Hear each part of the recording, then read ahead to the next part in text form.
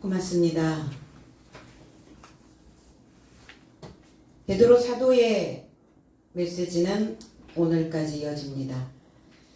칭찬받는 믿음은 어떤 것인지 오늘 말씀 안에서 여러분들이 하나님의 칭찬 그리고 사람으로부터 받는 인정 그런 것들이 있는 귀한 시간이 되기를 원합니다. 23절로 24절 그러나 그 예언자에게서 듣지 않는 모든 목숨은 백성에게서 멸망받게 될 것이다. 그리고 사무엘로부터 잇따라 전하였던 예언자 모든 삶도 이 날의 삶을 미리 통보하였도다. 모세의 법을 믿는 자들에게 모세라고 하는 선지자, 예언자를 지난주에 말씀했습니다. 모세의 법을 믿는 너희들아, 모세의 글도 너희들은 듣지 않고 있다 라고 말씀한 적이 있습니다. 요한복음 5장 45절로 47절에 내가 너희를 아버지께 고소할까 생각지 말라. 너희를 고소하는 이가 있으니 곧 너희의 바라는 모세니라. 모세를 믿었다면 또 나를 믿었으리니 이는 그가 내게 대하여 기록하였음이니라. 그러나 그의 글도 믿지 아니하거든 어찌 내 말을 믿겠느냐 하시니라. 주님이 바리새인 서기관들 표면적으로 믿고 있는 유대인들에게 하셨던 메시지입니다. 우리는 과연 유대인인가 아니면 그리스도인인가? 우리는 그리스도인이라고 말합니다. 유대교에 있는 자들이 아니라고 말하면서 신앙은 유대교에 있는 자들처럼 전통을 따르고 모세를 통해서 우리는 율법을 다시 한번 되새김질해야 됨에도 불구하고 오늘날 교회에서는 법에 대한 이야기를 하지 않고 있습니다. 그저 그냥 보여지는 어떤 것에 치우쳐서 많은 사람들에게 먹거리를 보여지는 먹거리, 표면적인 어떤 것에 치중된 그러한 신앙인에 머물러 있다는 것을 우린 다시 한번 알아야 될 줄로 믿습니다. 제 해석은 내가 너의 삶에서 하나님을 향하여 고소할 것이라고 생각지 말라. 너의 삶의 고소자는 모세요. 너의 삶은 고소자에 이르고자 소망하고 있다. 만일 모세를 믿었다면 나도 믿어야 한다. 왜냐하면 그가 나에 관하여 기록하였기 때문이다. 그러나 그의 기록의 삶으로도 믿지 못한다면 어찌 내 해설의 말씀을 믿겠느냐. 예언자 모세의 글도 믿지 않고 있다고요. 오늘 신앙인들이 주님은 내가 말하는 것을 믿어야 된다. 말하는 것 로고스의 말씀이 아니라 흐레마의 말씀입니다. 해석되어진 해설해 주시는 내가 풀어주는 말씀을 너희들은 믿을 수 있느냐는 겁니다. 그럼 과연 우리는 지금 이 유튜브를 통해서 아니면 이 교회 안에서 이 말씀을 배우는 우리가 이 흐레마의 말씀을 풀어지고 있는 이 말씀을 과연 믿고 있는가? 믿고 있다면 반드시 우리는 나 자체가 법이 되어져야 되고 법이 되어져 있다면 믿음으로 인하여 우리의 삶의 변화는 가져와야 된다는 겁니다. 믿지 않고 있다면 그냥 허울 뿐이라면 겉으로는 믿는 것 같은데 나의 내면에는 여전히 하나님의 법이 채워지지 않고 있는 자의 모습일 수 있다는 겁니다. 지금 이 현세를 살아가고 있는 우리의 믿음은 과연 모세의 글을 이해하고 있는가? 모세의 글을 이해하고 있다는 것은 법 안에 들어가고 나 자신의 삶이 법으로 싹을 틔워야 되는 겁니다. 우리는 그 나라에도 필요에 따라서 법이 새롭게 제정되어질 때가 있어요. 국회를 통과하느냐 통과하지 못하느냐. 그래서 법은 사람들에게 이로움을 가져다 주는 것입니다. 해를 주는 것을 법이라고 말하지 않아요. 모세가 말했던 그 율법도 신앙인들에게 이로움을 주고자 그 법을 제정한 겁니다. 과연 그 법을 우리는 준수하고 있는가? 율법을 준 예언자로만 인식하고 있는가? 아니면 그 법에 접촉하여 믿고 있는가? 어떤 기준이 필요하죠. 우리가 삶을 살아가는 데 있어서. 가정이라고 하는 그 테두리도 법이 필요합니다. 법을 지켜야 되는 남편은 남편으로, 아내는 아내로, 자녀는 자녀로 그 법을 지켜야 되는 자들이 법 없이 살고 있다면 그 가족 안에 있는 사람들은 피해를 보게 될 겁니다. 나는 과연 법을 저촉하여 이루어내고 있는가? 아니면 법 없이 살고 있는가? 모세의 글을 믿지 못하면 그리스도가 풀어주시고 있는 이 흐레마의 말씀을 깨달을 수가 없다는 거예요. 그래서 주님은 구약부터 오신 게 아니에요. 일단은 틀 만들고 기본적인 거 기초 작업하고 인생의 기초 작업이 되지 않는 많은 사람들을 보게 됩니다. 기초가 만들어지지 않는 기본도 없는 인생, 그런 사람들을 우리는 법 없는 인생이다라고 말합니다. 지켜내지 않으면 아무것도 이루어낼 수 없습니다. 그래서 나로부터 법을, 그리고 내가 처하여 있는 가정으로부터 법을, 그 법을 만들었다면 법을 지켜도 되고 지키지 않아도 되는 것이 아니라 내 마음이 내키는 대로, 내 감정이 올라오는 대로, 내 본능대로 움직이는 그러한 삶이 아니라는 거예요. 그러한 삶은, 아니 하물며 내 집에서 기르는 강아지도 고양이도 그 주인의 명령을 따르게 됩니다. 법을 만들어요. 법이 없으면 짐승천지가 되겠죠. 사람은 왜 사람인가?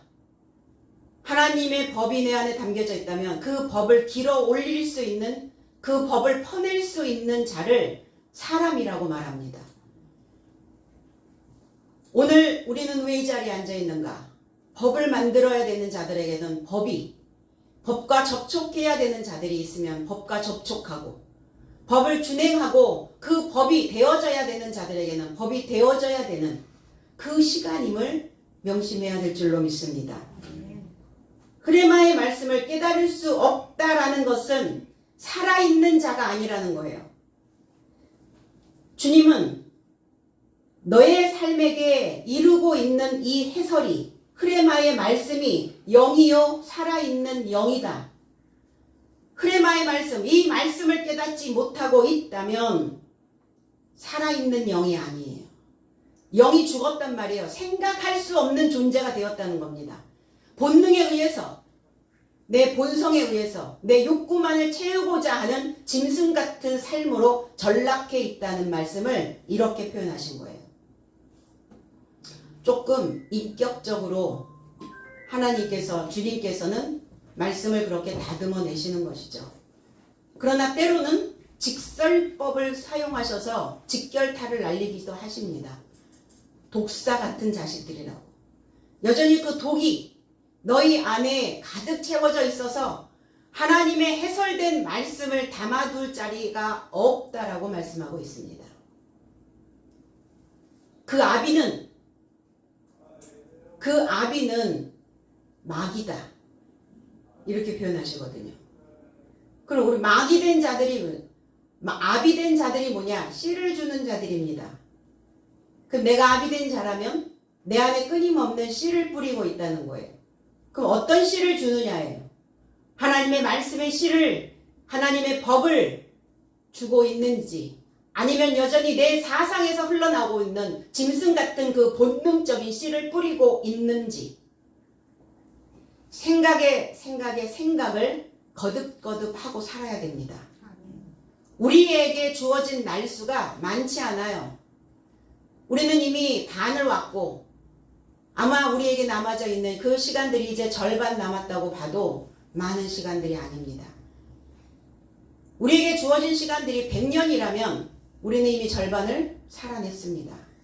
앞으로의 내 이 절반의 인생을 어떻게 살아낼 것이고 내가 어떤 씨를 뿌리며 갈 것인가를 우리는 다시 한번 또 마음에 간직해야 될 줄로 믿습니다. 오늘 이 뿌려지는 성경 말씀이, 뿌려지는 이 낱말 하나하나가, 이 말이 뼈아픈 말이어야 된다는 거예요. 그래서 말씀 구절구절들이 내 생각을 관통할 수 있도록 내 사고를 하나님의 법에 두어야 된다는 겁니다. 말씀을 들어도, 하나님의 메시지가 들어가도 변화되지 않고 여전히 그 차원의 그 수준에 머물러 있다는 것은 뼈아픈 메시지를 받아들이지 않고 있는 거예요. 만약에 내 자녀가 부모의 메시지를 받아들이지 않고 있다면 어떻게 할 건가? 그러면 아마 부모로서의 자격을 상실했다라고 생각하게 될 겁니다. 그러면 나는 아버지로부터 하나님으로부터 그 메시지를 얼만큼 내 생각에 두고 살고 있는가? 어떠한 행동이나 어떠한 삶을 내가 만들어낼 때 우리는 내 안에서 무엇이 나를 작용하고 어떤 것들이 자동적 사고로 나를 작동시키고 있는지를 우리는 바라볼 수 있어야 됩니다. 그것을 바라보지 못하고 있다면 그는 눈뜬 소경이라는 거예요. 보여지는 것만 보는 자를 우리는 소경이라고 말합니다. 보이지 아니하는 사람의 생각, 내가 이렇게 행동할 때 내 가족은 어떨까? 나와 함께 한 울타리에 살고 있는 사람들의 생각은 어떨까를 보지 못하고 있다면 장님입니다. 아무것도 안 보이는 거예요. 오늘 우리는 이 말씀으로 내 삶 속에서 무엇인가 찔림이 있어야 될 줄로 믿습니다. 그래서 이렇게 말하죠. 들어 먹어라. 제발 말 좀 들어 먹어. 들어 먹지 않았기에 고장나 버렸다는 거예요. 고장난 벽시계처럼 멈춰버렸어요. 그 사람의 사고가 멈춰버렸어요. 그 사람의 믿음이, 그 사람의 신앙이, 내 안에 하나님이 끊임없이 주시는 모세를 통해서 주셨던 하나님의 법이 더 이상 진행되지 않고 있다는 겁니다. 오늘 이 말씀으로, 오늘 이 예배를 통해서 다시 태엽을 감아서 밥을 줘야 합니다. 혹시 들으시나요? 예전에 아버지가 이렇게 얘기했어요. 얘야, 시계에 밥 줘라. 태엽 감으라는 거예요. 뭐가 풀렸죠? 인생은 그래서 뭐가 느슨해지면 병이 옵니다. 태엽을 감아야 해요. 오늘 이 시간에 태엽을 감으시고 고장난 벽시계가 아니라 다시 이제 이 믿음으로 하나님의 법으로 밥을 주고 들어 먹을 수 있는 그 시간들이 되기를 원합니다. 이렇게 하나하나 내 안에서 어떤 것들이 뭉쳐서 내 생각이 어떤 것이 뭉쳐서 두루뭉술 내 인생이 넘어가고 있는지 그거를 보게 하시려고 이렇게 말씀을 통해서 하나하나 풀어주고 있는데 믿지 못한다. 그것은 결국은 듣지 않는 목숨이기 때문입니다. 목숨은 들어야 이게 하나님의 살아있는 생각을 가지고 수 있는 살아있는 영이 되는 거예요. 목숨은 어떻게 되는가? 들어먹지 않으면 멸망받게 된다고 예언자의 입을 통해서 지금 미리 통보하고 계시는 거예요. 하늘에서 벼락이 내리겠어요? 하나님께서 나에게 무엇을, 어떤 멸망을 주신다는 말입니까? 하나님을 두려워하는 마음이 없죠. 왜? 금방 눈앞에서 벌어지는 사건들이 나에게 다가오지 않으니까. 그러니까 사람들은 뭐가 이렇게 피부에 좀 딱 붙어야, 그래야 좀 실감이 나는 것 같아요. 근데 어쩌죠? 하나님은 또 기회를, 또 우리에게 기대를 또 갖고 계시는 거죠. 아니면 살아가는 내내 짐승처럼 살게 만들어서 그것이 곧 사람에게 느끼는 멸망의 생각일 수도 있습니다. 하나님은 그렇게 멸망받게 할 것이다 미리 다 통보하시고 미리 정보 다 주시고 흘리시고 너희가 멸망받지 않게 되어지기 위해서는 무엇을 해야 되는가? 선지자의 메시지를, 선지자의 법을, 선지자의 예언을 들으라는 겁니다. 나 혼자 살다가 나 혼자 죽으면 상관없죠. 저 산속에서 자연인처럼. 그런데 더불어 살고 있잖아요. 함께 살고 있잖아요. 나 하나의 행동으로 인한, 내가 법 없이 삶으로 인하여 받는 피해들을 어떻게 감당할 것인가. 그런 건 의식은 하시죠. 그것도 의식이 없다면 식물인간이죠. 결국은 영이 없는 자입니다. 사고할 수 없는 자. 왜 미리 통보하셨을까? 사람들은 알려진 것만 믿으려고 하는 심리가 있어요. 왜 광고를 합니까? 모델을 통해서 그 높은 광고비를 주고. 알려진 것을 우리는 믿어요. 그러니까 미리 알리셨어요. 광고하셨답니다. 무엇에 대하여? 그리스도에 대하여. 그리고 신앙생활을 어떻게 해야 되는지에 대하여. 하나님의 법을 너희들이 행했을 때의 삶과 너희들의 삶이 하나님의 법을 행하지 않았을 때의 존재가 어떻게 되어지는지 다 미리 통보하셨습니다. 그 사람에게 받는 서름이라고 생각하지 마세요. 그 사람이 주는 업신여김이라고 생각하지 마세요. 법대로 살지 않고 있기 때문에 무시당하고 멸시당하고 업신여김을 당하는 겁니다. 그걸 내 서름으로 가져오지 마시고, 그런 서러움이 내 안에서 벽받쳐 올라오거든 어금니 깎게 무시고 이러한 삶을 다시 전철을 밟지 않으려고 그 발길을 멈춰 서야 됩니다. 그리스도의 가르침. 그래서 그리스도가 오셨죠. 메시아가 오셨죠. 메시지로 오셨어요. 영으로 오셨어요. 말씀으로 오셨고 교훈으로 오셨습니다. 교육으로 오셨어요. 학습으로 오셨습니다. 학문으로 오시고 지식으로 오셨어요. 받아들이지 않는 많은 사람들이 있었어요. 왜 그랬을까? 덮어놓은 삶이었거든요. 덮어놓고 살았어요. 우리 그런 얘기 많이 하죠. 덮어놓고 살았어. 진리는, 참된 것은 덮어놓은 것을 들춰냅니다. 들춰내는 것이 살아있는 교훈이에요. 그래서 움직이는 거예요. 들춰내면 움직여야 합니다. 말씀이 비수같이 꽂히는데도 꿈쩍도 안 해. 죽었죠. 죽은 자는 말도 없고 죽은 자에게 아무리 비수를 꽂아도 꿈쩍도 안 합니다.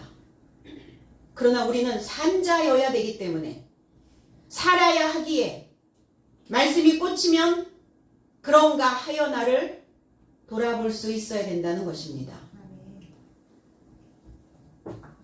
덮어놓고 살고 덮어놓고 믿었고 덮어놓고 생각하고 덮여진 생각.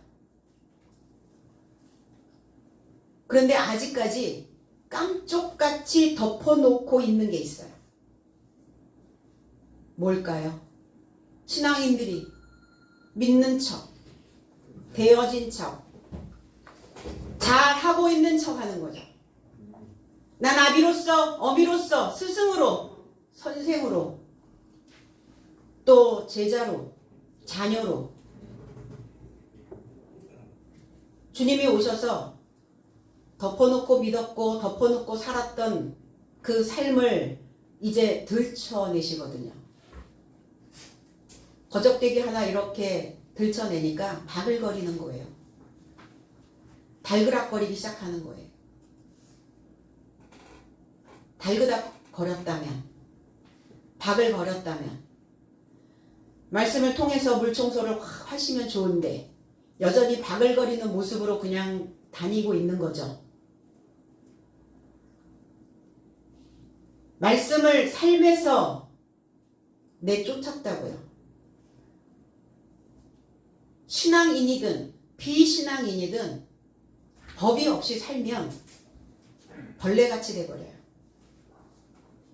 그래서 하찮게 되어지는 겁니다. 하나님의 말씀을 그 삶에서 내쫓아 버린 그 인생들의 모습들이 어떠한가? 그 모습들을 보니까 만들어지지 않는 거예요.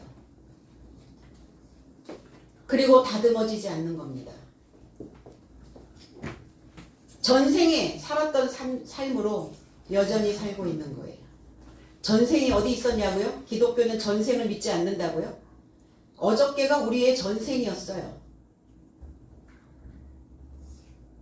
현세, 이생, 내세, 내일. 전에 살았던 삶으로 내세의 삶까지 가실 건가? 아니면 현세에서 허물을 덮어놓은 거적대기를 벗어버릴 것인가? 껍질 확 벗기셔야죠.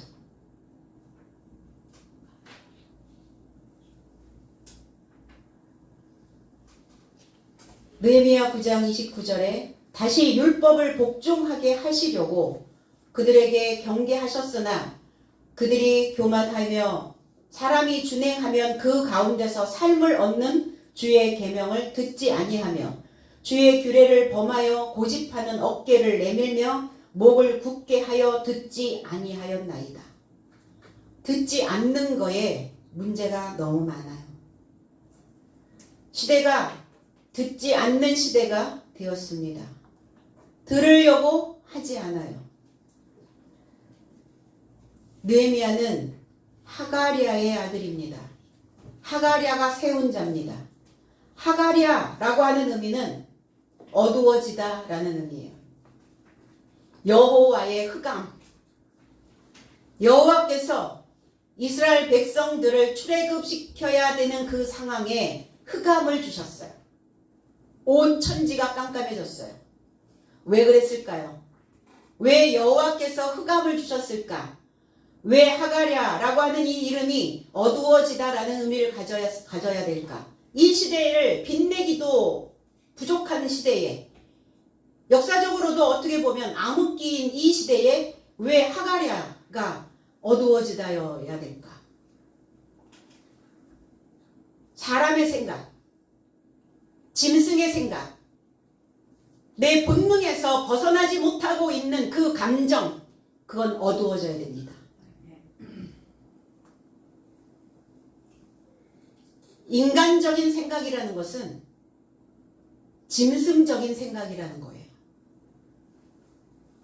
그래서 우리는 다 짐승으로부터 출발해서 사람이 되어가는 과정을 가고 있는 겁니다.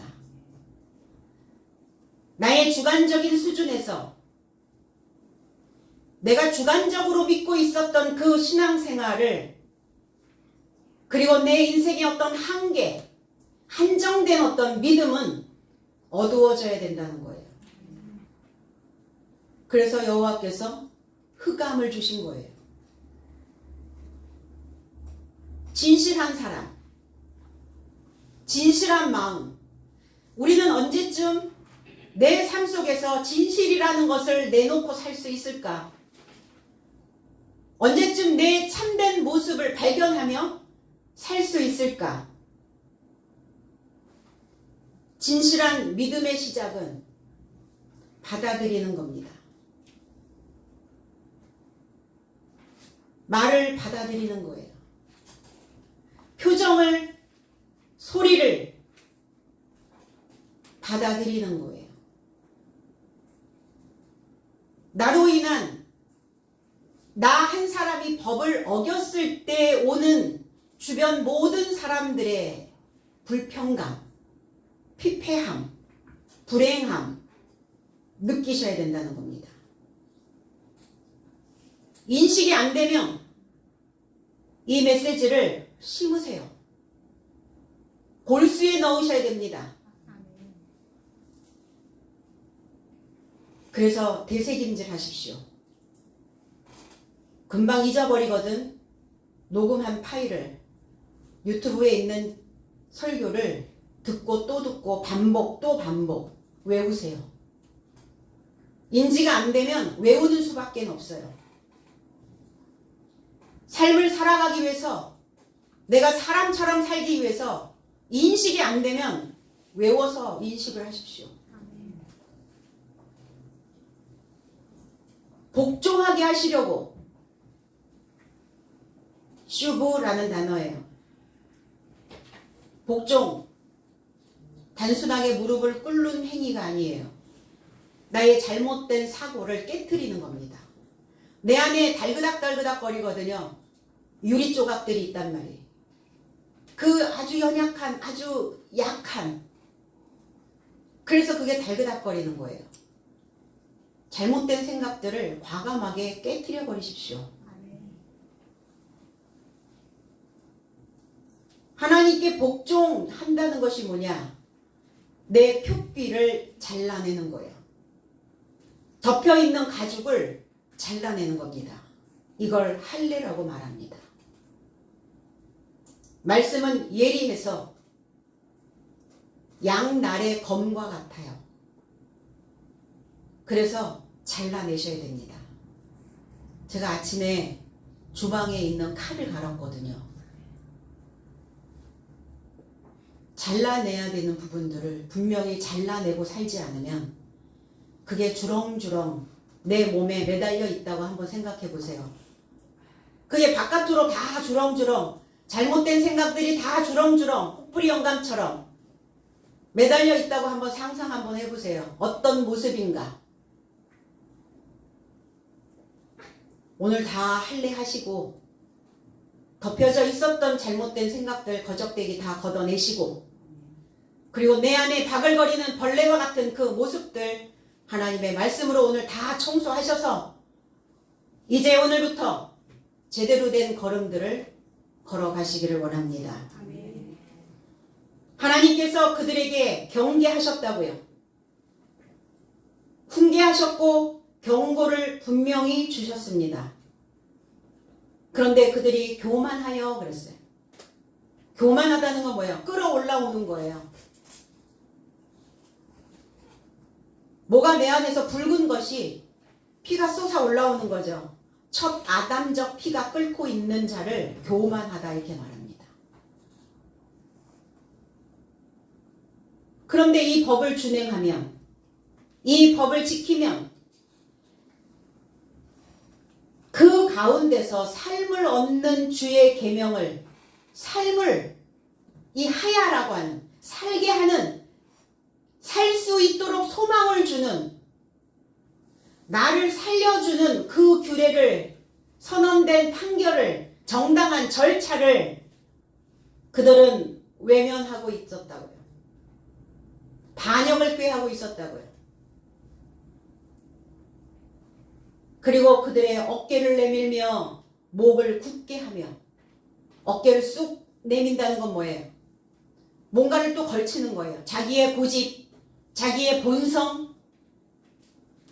어깨는 무엇인가 걸쳐지는 곳입니다. 어깨가 쭉 내려가면 그 사람에게 힘이 없음을 우리는 봅니다. 어깨가 쭉 올라가면 무엇인가 상승되어져 있는 것을 우리는 알게 되어지죠. 어떤 것이 상승해야 되고 어떤 것이 내려가야 되는가? 내 어깨에. 내 어깨가 축 늘어졌어요? 그렇다면 이제 하나님의 옷을 걸쳐야 될 때가 왔다는 것을 믿으시기 바랍니다. 내 어깨가 뽕이 들어갔나요? 내 본성은 내려앉아야 된다는 겁니다. 뭐의 문제냐? 마인드의 문제예요.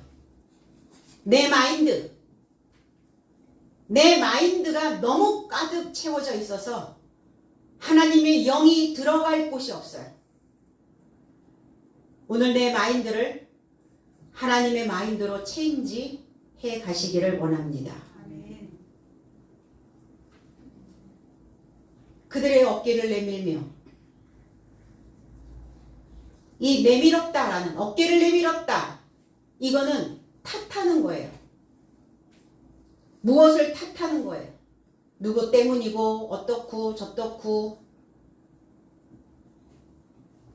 그 탓하는 것으로 뼈대가 만들어졌다고요. 그리고 어떻죠? 그 목을 굳게 해버렸어요. 완강한 거예요. 스며들 법도 한데 말을 하면 들어줄 만도 한데 너무 완강한 거예요. 목을 수그리지 못하는 거예요. 아래쪽으로 구부려지지가 않는 거예요. 목이. 너무 오랜 세월 완강하게 그렇게 버티고 있다 보니까. 그러니까 그 삶도 힘들고 그 모습을 지켜보는 사람들도 힘이 듭니다.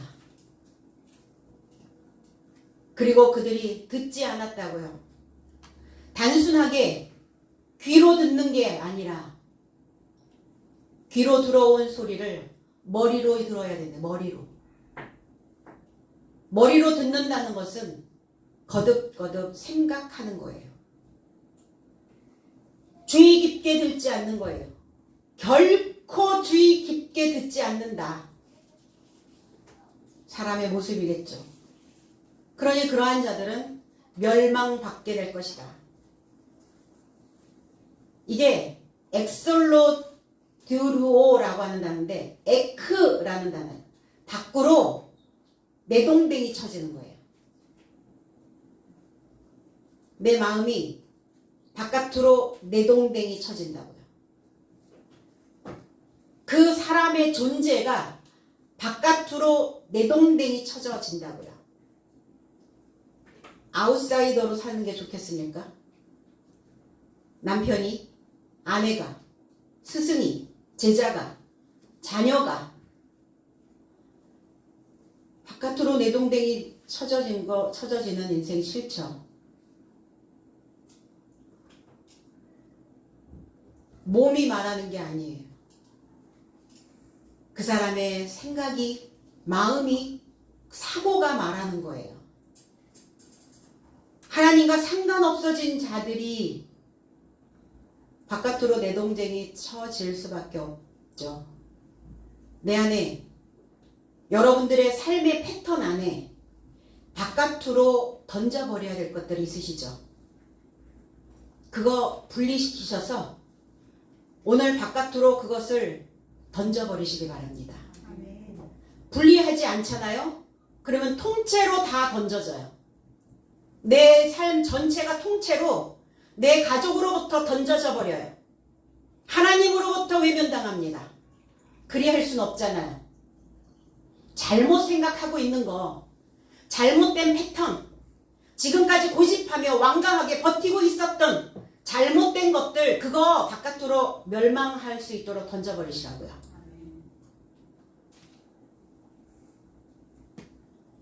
그래서 여러분들의 식탁에 하나님의 언어를 풍성하게 마련해 놓으시기 바랍니다. 여러분들의 식탁에 지금 무엇이 가득 차려져 있나요? 하나님의 말씀을 식탁 가득 차려놓고 있다면 하나님과 다시 관계를 맺는, 가족과 가족이 다시 이어지는 그러한 모습이 되어질 것입니다. 하나님의 언어가, 하나님의 해석된 말씀이 마련되지 않으면 먹지 못하죠. 그건 스스로 그 밥상을 차리셔야 된다는 겁니다. 먹는다는 것, 그 식탁에 하나님의 언어를, 하나님의 말씀을 차려놓고 그 말씀을 먹는다는 것은 그 대상이 없어진다는 거죠. 사과를 먹으면 사과가 없어져요. 그런데 없어지는 게 아니라 내 속으로 들어와서 나와 일체가 된다는 겁니다. 하나님의 언어를 먹으면 하나님이 내 속에 들어와서 나와 일체가 되는 거예요. 아내의 마음을 먹으면 아내의 마음과 내가 일체되어지는 겁니다. 남편의 마음을 먹어주면 남편의 마음과 일체되어지는 거예요. 그런데 내 식탁에 아내의 메시지를, 아내의 언어를 먹지 않고 내가 차려놓은 이 밥상에 남편의 언어를 먹어주지 않으면 그 남편과 아내는 남남처럼 살게 되어진다는 겁니다. 서로의 소리를 먹어주는 거예요. 이것을 살고 있다라고 말하는 겁니다. 살고 싶은가? 살기를 거부하는가? 다 살기를 원해요. 죽음 앞에 장사는 없습니다. 그래서 어떤 사람은 이렇게 얘기했어요. 다른 사람의 죽음을 볼 때는 철장 안에 갇혀있는 맹수를 보는 것과 같았어. 성난, 사자와 같은. 그런데 남의 죽음은 철장 안에 갇혀있는 맹수였어. 그런데 나의 죽음이 다가오니까 철장이 열려진 채로 그 맹수가 나에게 달겨드는 것과 같은 마음이야.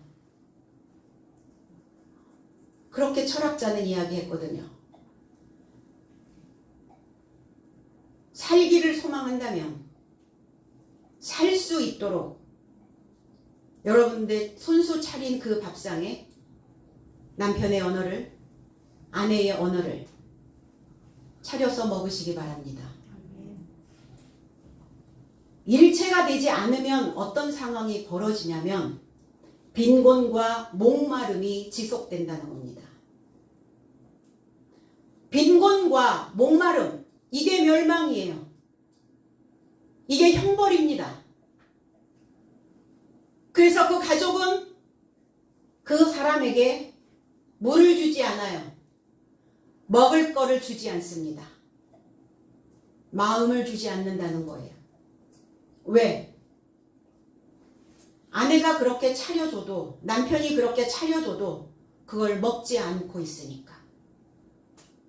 그래서 뭐라고 얘기해요? 더 이상 말하고 싶지 않아. 그 사람에게 말하고 싶지 않아. 내 아이에게 말하고 싶지 않아. 그러니까 계속 목마름과 빈곤이 지속되는 거예요.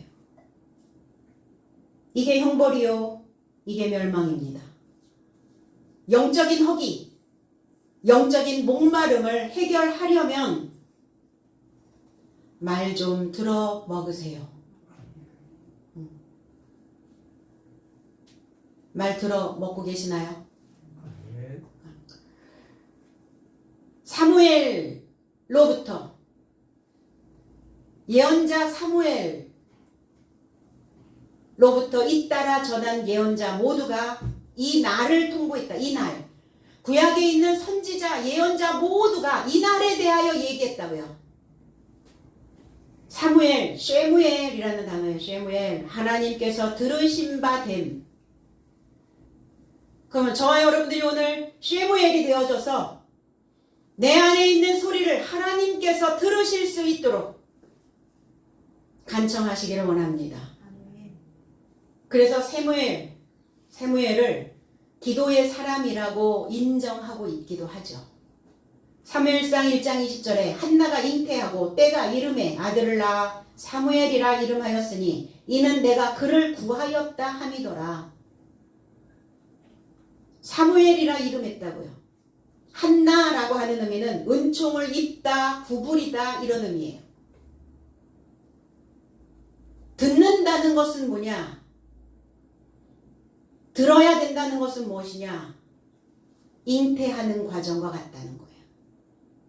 내 삶이 잉태되어지지 않으면 나을 수가 없죠. 저와 여러분들의 삶을 무엇으로 새롭게 할 겁니까? 나의 생각을 잉태하는 거예요. 그래서 10달 동안 잘 키워서 좋은 것, 좋은 유전자, 좋은 씨를 잉태하고 낳는 겁니다. 사무엘이라 때가 이름에 그랬어요. 때, 뇽이라는 단어예요. 뇽. 날들, 매일 이런 단어예요. 한나가 잉태하고 날이 이름에 날.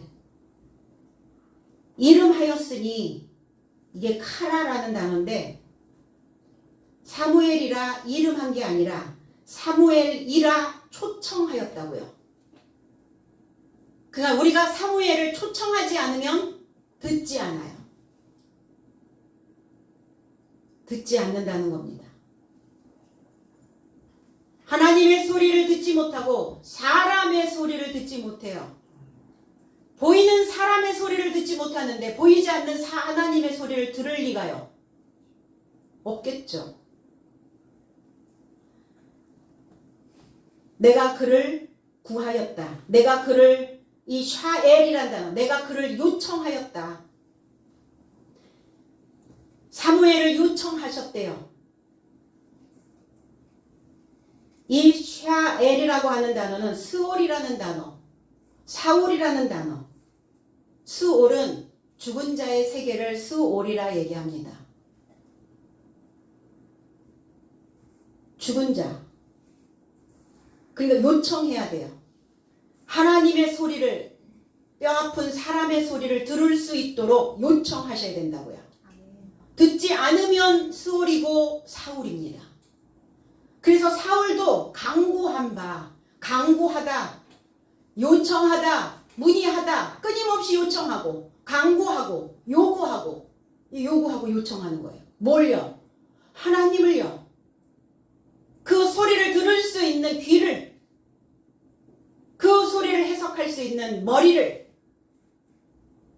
그리고 그 생각을 담아놓을 수 있는 마음을 달라고 기도하고 강구하고 요청하는 거예요. 내가 그를 여호와에게서 요청하였기 때문이다. 한나가 여호와에게서 사무엘을 초청하였다고요. 초청.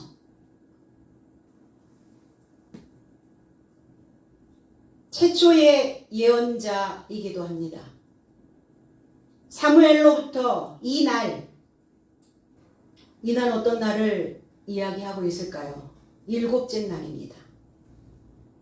하나님께서 안식에 들어가는 날, 구약의 모든 예언자가 다 이 날에 대하여 말씀을 하고 있다 라고 메시지를 줍니다. 한나가 사무엘을 여호와께 모든 날을 요청합니다. 이렇게 기도했거든요. 그리고 여호와께 경배했습니다. 사무엘의 모든 날을, 그러니까 우리도 사무엘의 모든 날을 요청하셔야 돼요. 매사에 들을 준비를 하셔야 된다고요. 사무엘상 2장 3절에 심히 교만한 말을 다시 하지 말 것이며 오만한 말을 너희 입에서 내지 말지어다. 여호와는 지식의 하나님이시라 행동을 달아보시느니라. 달아보신다고요. 내 주변에 아무도 나를 보는 사람이 없기 때문에 내가 이렇게 행동하고 저렇게 행동하고 이렇게 행동해도 되는가? 행동을 보신다고요. 아신다고요. 지식의 하나님이라. 하나님은 지식이시라고요.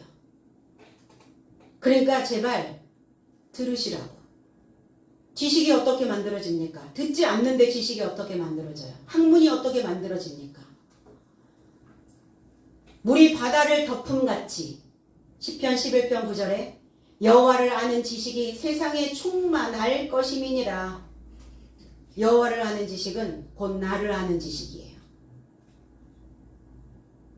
하늘을 보며 내가 이리 살아도 되는지, 나는 어떤 모습으로 살고 있는지 하늘을 향하여 내 모습을 비춰보시라고요. 내 모습이 딱 나올걸요. 난 사람처럼 살고 있는지 짐승처럼 살고 있는지, 본능에 충실한 사람인지 아니면 하나님의 법에 충실한 삶을 살고 있는지. 이때 헤메라스라는 단어예요. 헤메라스, 이 날, 날입니다. 날. 나의 날을 알지 못하면 헤매게 됩니다. 헤매라. 헬라어의 헤매라. 헤매지 마시고 더 이상 나의 날이 어떤 날인지를, 내가 가야 할 날이 어떤 날인가를 분명히 아셔야 됩니다. 일곱째 날, 안식의 날, 이 날을 주님은 오셔서 나는 안식의 주인이라고 이렇게 말씀하셨어요. 일곱째 날의 주인. 듣고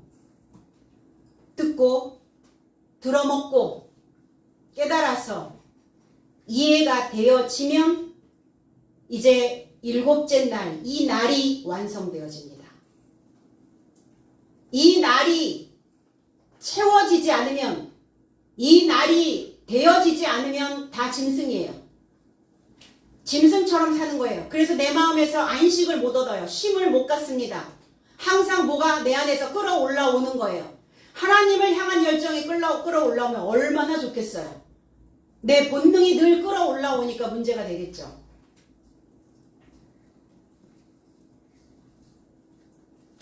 그래서 이렇게 얘기하죠. 사람들은 내 말 알아들었어? 이해했냐고요. understanding. 알아들었어? 이해했어? 깨달았어? 깨달았다면 완성을 향하여 가는 거예요. 서구에 있는 교회들을 보시면 그 건축물들이 얼마나 웅장하고 그 건축 양식이 얼마나 아름답고 얼마나 과학적으로 기하학적으로 이 공간들을 만들었는지 몰라요. 그때는 이렇게 마이크라고 하는 이런 시스템이 없었던 때죠. 그러니까 이 지붕을 이렇게 이렇게 둥글게 돔의 형식으로 이렇게 기둥마다 이렇게 돔의 형식으로 이렇게 만들었어요. 지붕을.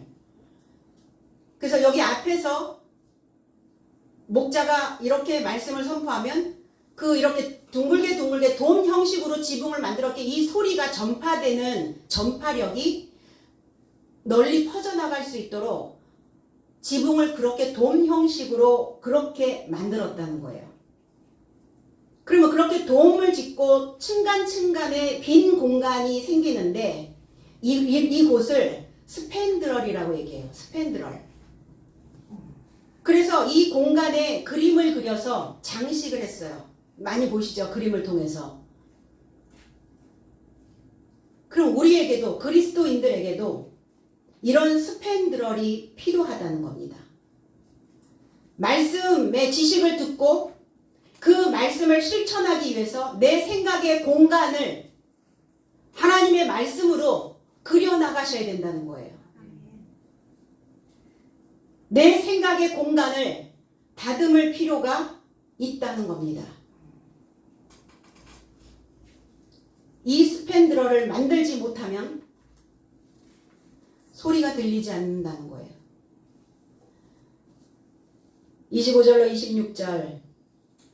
내 삶은 예언자 삶과 언약의 자손 삶이요. 하나님이 내 삶의 조상 삶을 향하여 언약을 제정하시고 아브라함을 향하여 말씀하시되 땅의 각의 모든 삶이 너의 씨로 내적 칭찬을 받을 것이다. 하나님이 그의 아이 예수를 세워 내 삶의 나쁜 삶으로부터 각자 돌이킴 안에서 너의 삶을 칭찬하시려고 너의 삶에게 먼저 그를 보내었도다. 내 삶은, 저와 여러분들의 삶은 예언자의 삶이요 언약의 자손이라고 이렇게 말합니다. 하나님이 나의 삶에게 언약을 제정하셨고 아브라함을 향하여 말씀하셨는데 땅에 있는 모든 족속, 땅에 있는 모든 민족, 땅에 있는 모든 혈족들이 너의 씨로부터 칭찬을 받을 것이다. 아브라함의 믿음을 칭찬하셨어요. 언약, 디아디케라는 단어예요. 하나님과 내가 언약의 자손, 약속의 언약의 자손, 계약된 자손이라는 거예요. 우리가 하나님을 믿었다. 하나님을 믿고 있다. 하나님의 말씀을 듣고 있다. 내가 신앙생활을 하기 시작했다. 이건 다 계약 관계라는 거예요. 계약을 맺은 거예요. 하나님과 내가 계약을 맺은 거예요. 로마서 9장 7절로 8절에 또한 아브라함의 씨가 다 그 자녀가 아니라 오직 이삭으로부터 난 자라야 내 씨라 칭하리라 하셨으니 곧 육신의 자녀가 아니라 오직 약속의 자녀가 씨로 여김을 받느니라. 자, 언약을 받았다면 이제 하나님과 계약이 만들어졌다면 약속의 자녀가 되어져야 된다. 그 약속은 뭐냐? 약속이 아니라 유앙겔리온. 연결된 소식의 자녀가 되어져야 된다고요. 연결된 소식의 자녀가 되어져야 아브라함의 씨로부터 나오는 그 믿음의 칭찬이 우리에게 있게 되어진다는 겁니다. 제 해석은 아브라함의 씨가 모두 자녀가 아니요 오히려 이삭 안에서 너에게 씨로 초청될 것이라 하셨으니 하나님의 자녀는 이것이니 육신의 자녀된 삶이 아니요 오히려 연결된 소식의 자녀라야 씨에 이르러 인정되느니라. 그럼 말씀과 연결되어지지 않으면, 신앙과 연결되어지지 않으면, 이 해석된 말씀과 연결되어지지 않고 있다면, 그렇다면 너희 스스로 하나님과 나의 계약을 파기한 것이다. 연결된 소식의 자녀가 되지 못한다면 언약의 자손도 깨지는 것이다. 이렇게 메시지를 주고 계시는 거예요. 아브라함에게서 나온 씨, 이스마엘도 있었고 이삭도 있었습니다. 그러나 이삭에게서 나온 자라야 된다라고요. 그래서 복음, 유앙겔리온, 연결된 소식을 하나님께 연결된 소식과 그리고 그 연결된 소식이 내 안에 들어와야 그래야 언약의 자손이라고요. 하나님과 내가 계약 관계라고요. 이 든든함이 어디 있어요? 내가 무엇을 사기 위해서 누구와 계약을 체결하면 서로 MOU를 맺으면 협력 관계가 되어지게 되죠. 그래서 내가 자원이 좀 부족하면 원조를 받고 그쪽이 모자라면 또 원조를 하고 지원을 주고 이게 뭔가 계약 관계가 되었다는 것은 든든함이라는 거예요. 하나님과 계약을 맺었으니 더더욱 든든하시겠죠. 그런데 이 복음을, 이 소식을, 이 소리를 연결지어서 내 삶으로 만들어내지 않으면 저와 여러분들의 삶으로 만들어내지 않으면 언약의 자손이 아니다. 우리는 신앙 안에서 내 심정, 나의 어떤 본능, 내 안에서 올라오는 1차적 수준의 생각, 그 생각으로 너무나 많이 호소는 하고 사는데 외롭다고 들어달라고 이렇게 호소는 하는데 정작 하나님이 우리에게 제시하시는 믿음의 사람이 나에게 주는 그 말을 들을 수 있는 시간이 너무 모자라는 거예요. 잘 안 듣는 거예요. 어떻게 하면 저렇게 안 듣고 살 수 있을까? 듣지 않고 사니까 내 안에 호소하는 이 본능들은 가라앉질 않아요. 이 본능들은 나한테 계속 호소를 해요. 제발 내 욕구를 채워달라고. 내가 원하는 것을 달라고.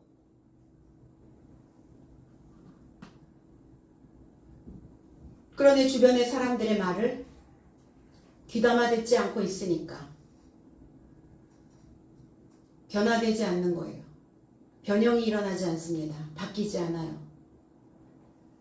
지루해요. 그 삶을 보면. 이제 지루한 게 이제 도가 넘으면 그 사람만 보면 지진이 나는 거지.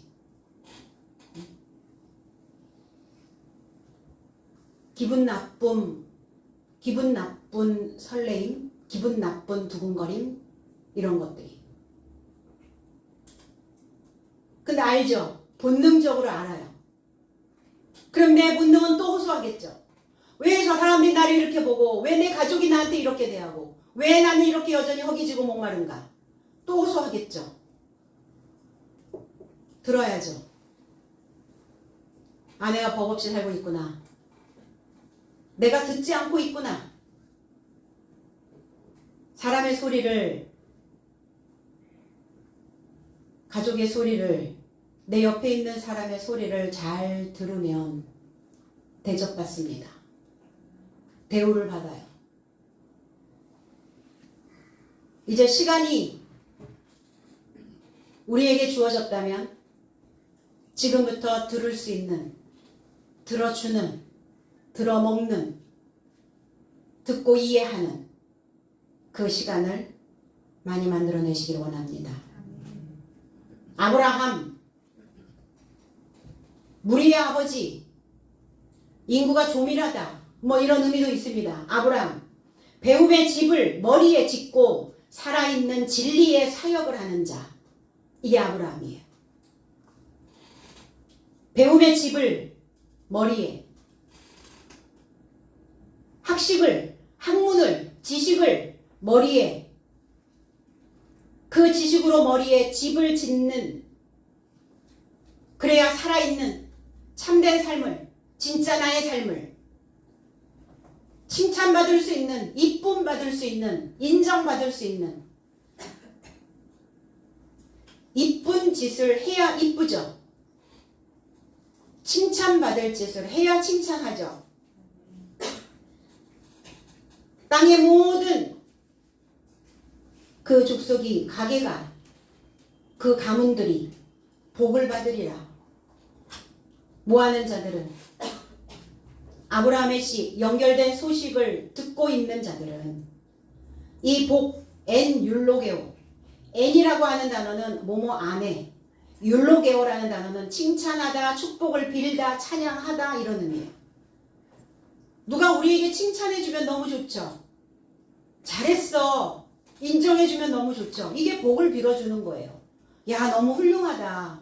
너 그거 어떻게 그렇게 생각할 수 있었어? 아유, 당신 이렇게 해주니까 너무너무 좋네. 칭찬 많이 듣고 사시나요? 많이 듣고 사시고 싶으신가요? 네. 안에서 칭찬이 쏟아지는 거예요. 자, 바깥에서 내가 칭찬을 들었는데 내 안에서도 그래 맞아, 내가 이거 잘 해냈지, 이거 참 잘했어, 이렇게 스스로에게도 내 안에서 내적 칭찬이 쏟아지고 있는 거예요. 아브라함, 이 복음의 자녀로 칭찬받는 믿음을 소유한 자는 자유로운 자입니다. 진리 안에서 자유로운 자. 그래서 책으로만 배우는 역사가 아니라 이제 내 삶을 통해서, 내 발끝에서 전해오는 저와 여러분들의 그 새로운 역사를 이제 내가 살아가는 동안 이 지구 위에 새기는 그 걸음이 되어져야 된다는 겁니다. 뭐 주고 갈 거예요, 뭐. 내 이름 석자인데, 내 이름 석자, 뭐 이 지구에 뭘로 남기고 갈 거예요? 내 가족에게, 내 자녀에게, 내 옆에 있는 사람에게 무엇을 지금 주고 갈 거냐고요.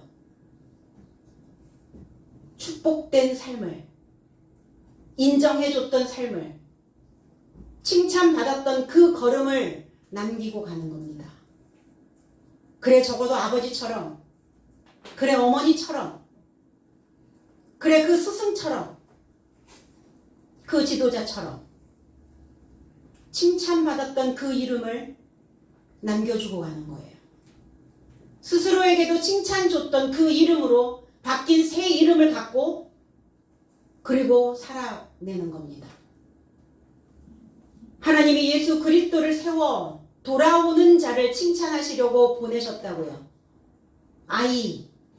하이디온, 훈련받고 있었던, 훈련하고 있는, 훈련하셔야 돼요. 삶을 훈련하셔야 되고 생각을 훈련하셔야 됩니다. 그렇지 않으면 훈련받지 않는, 연습하지 않은 그 인생은 주변 사람들에게 늘 피해를 줘요. 법을 어기면 피해잖아요, 다.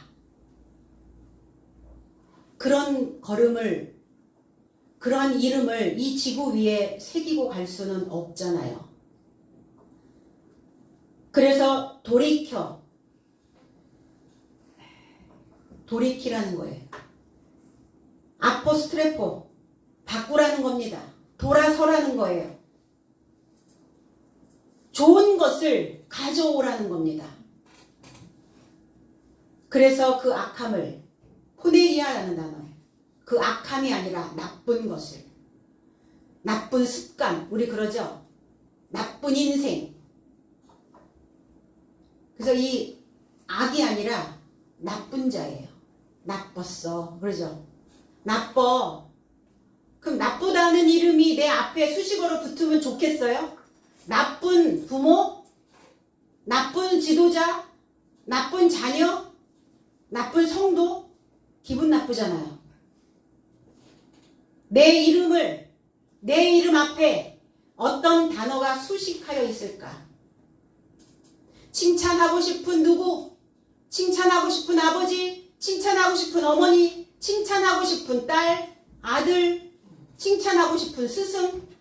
칭찬하고 싶은 제자? 적어도 이런 수식어여야 되잖아요. 인생을 내가 나에게 억울함을 주지 않으려면, 깨닫지 못하는 것과 하나님의 말씀의 소리에 설득되지 않고 있다면 나쁜 사람입니다. 그 사람을 나쁜 사람이라고 얘기해요. 그래서 그 삶을, 그 인생을, 그 여정을 버려야 될 것들이 무엇이 있는지 버려야 합니다. 잘못된 나쁜 습관 버리셔야 해요. 회전하셔야 됩니다. 완전히 제정신으로 되돌려 놓으셔야 돼요. 제정신이 아니거든요, 지금. 돌아갔거든요. 그러니까 되돌려 놓으시라고요. 그래서 공곡이 되어져야 해요, 공곡. 텅 비어있는 빈 골짜기. 빈 골짜기여야 된다고요. 하나님의 그윽한 영의 향이 그래야 들어갈 수 있어요. 공공유란이라고 하는 사자성어가 있어요. 빈 골짜기에 그윽한 난향기라는 뜻이에요. 공자가 그 시대가 정치를 하는 그 왕정치의 시대에 그 정치를 하는 게 마음에 안 드는 거예요. 시대가 썩었다라고 생각을 한 거죠. 그래서 막 돌아다니면서 사람들에게 막 이야기를 해요. 야, 지금 이렇게 가도 되겠냐? 이렇게 해도 되겠냐? 이 시대가 이렇게 흘러가도 되겠냐? 막 이야기를 해대는 거예요. 아무도 들어주지 않아요. 그래서 돌아오는 그 길에 그 빈 골짜기를 보게 됩니다. 그런데 그 비어있는 골짜기에 아주 향기로운 난이 피어있는 거예요. 그래서 그 난을 보면서 내가 세상을 이렇게 바꾸려고 하는 것이 아니라 내가 나를 비워야 되겠구나. 그러면서 울었다는 그 소리가 있어요. 그래서 공공유란이라고 하는 단어가 내 안에 너무 내 아집으로, 내 마인드로 들어차 있으면 공공유란이 될 수가 없어요. 그 사람에게는 악취만 날 뿐이에요. 저도 이렇게 생각해요. 그래서 다른 사람이 그 사람을 변화시키기는 어렵다. 내가 스스로 나를 변화시키지 않으면 다른 사람에 의하여 변화된다는 것은 하늘의 별 따기이겠다. 그 변화도 내가 실감하고 내가 깨달아야 내가 이렇게 살 수는 없다라는 뭔가 위기가 와야 그래야 그 소리가 들어갈 수 있겠구나. 그 생각이 들었어요. 그래서 저도 공공유란이 되려고요. 이 연사 여기서 외치지만 이 소리와 연결되어진 자는 분명히 돌이키게 될 겁니다. 그리고 오늘 각자를 설득하세요. 자신을 설득하시기 바랍니다. 나를 설득해서 우선은 하늘에서 나에게 이쁨을 주시고 두 번째는 보여지는 내 가족에게 칭찬을 받고 그 다음에 내가 아브라함의 씨가 되어서 이제 내 안에서 올라오는 나의 내적 축복이 내적인 칭찬이 우리의 삶을 걸어가는 동안 내내 내 안에 가득 채워지는 그윽한 난향기처럼 그렇게 내 인생을 다시 만들어낼 수 있기를 나사렛 예수 그리스도의 이름 안에서 축복드립니다. 기도하겠습니다. 아버지 감사합니다. 오늘 우리에게 주시는 이 메시지를 통해서 다시 한번 칭찬을 받는 믿음 위에 서는 우리 모두가 되기를 원합니다. 하나님께로부터 이쁨받는, 인정받는, 그리고 보이는 이 사람들에게 또 칭찬받고 인정받고 사랑받을 수 있는 아브라함의 씨로 연결된 소식의 자녀로 내 안에서 올라오는 내적인 그 축복된 삶이 우리 인생 가득 하나님의 향기로 채워질 수 있도록 주님 인도하여 주시옵소서. 감사드리며 예수 그리스도의 이름으로 기도하옵나이다. 아멘.